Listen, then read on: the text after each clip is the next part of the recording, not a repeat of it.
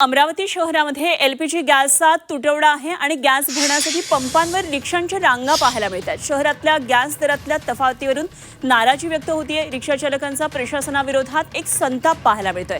अमरावतीमधली सगळी परिस्थिती आहे। सध्या शहरामध्ये एलपीजी गॅसचा तुटवडा निर्माण झालेला आहे आणि चपराशीपुरा या परिसरामध्ये गो गॅस पंपावर गॅस भरण्यासाठी ऑटो रिक्षाची मोठी रांग लागलेली आहे। इतर कंपन्यांच्या तुलनेमध्ये गो गॅसचे दर हे प्रति किलो सुमारे 15 रुपयांनी कमी असल्यानं रिक्षा चालकांनी या ठिकाणी मोठी गर्दी केलेली आहे। रांगा गॅसमुळेच लागलेल्या रांगा, कारण का गॅस उपलब्ध नाही आहे। म्हणजे सगळे टँकर तर येऊ राहिले, सिलेंडर येऊ राहिले, लोकांच्या घरी 2000 रुपये तिकडे देऊ राहिले ब्लॅक मध्ये। ते महिन्याच्या महिन्या म्हणून राहिले का बा महिन्याने 15 दिवसाने 1 महिन्याने ॲटो बाना रोस्टक लागले, तिथपर्यंत ॲटो लागलेला पूर्ण।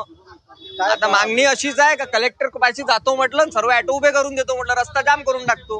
काय करणार आहे आता? इथं ठिकाणी काय लिटर रेट आहे? इथं 85 रुपये लिटर गॅस आहे, तिथं 100 रुपये आहे, बडनेरामध्ये 100 रुपये लिटर आहे। काय करणार आहे ॲटोला? म्हणून इथं गर्दी जमलेली आहे। एक भाव ठेवू ना, देशीच्या दुकानामध्ये क्वार्टर कितीची आहे? 150 रुपयाची, तिथे 150ची आहे, मग 100ची भेटते का तिथं? ते सरकारी दुकान आहे ना।